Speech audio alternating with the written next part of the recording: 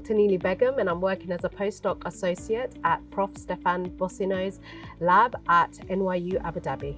In our lab, we're working on understanding the red palm weevil, which is an invasive species infecting all palm trees. This includes date palms in the Middle East, coconut and sagu palms in Southeast Asia. It also affects oil palms in Africa, coconut and peach palms in South America, and decorative palms in the Mediterranean and in Europe.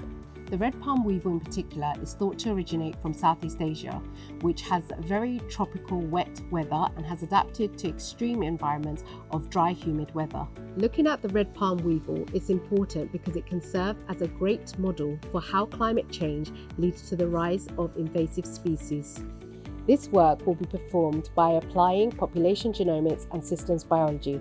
Population genomics is the study of large-scale DNA across different populations, looking for different patterns and genetic changes.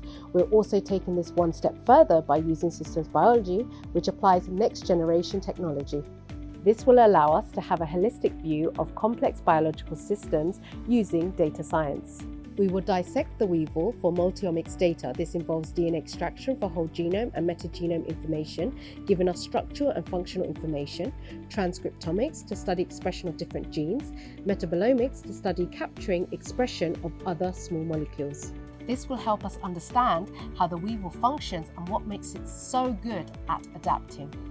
We'll also be measuring phenotypes, colour, size and patterns that are different across the globe. We'll also be looking at how they can fly and how good they are at using energy.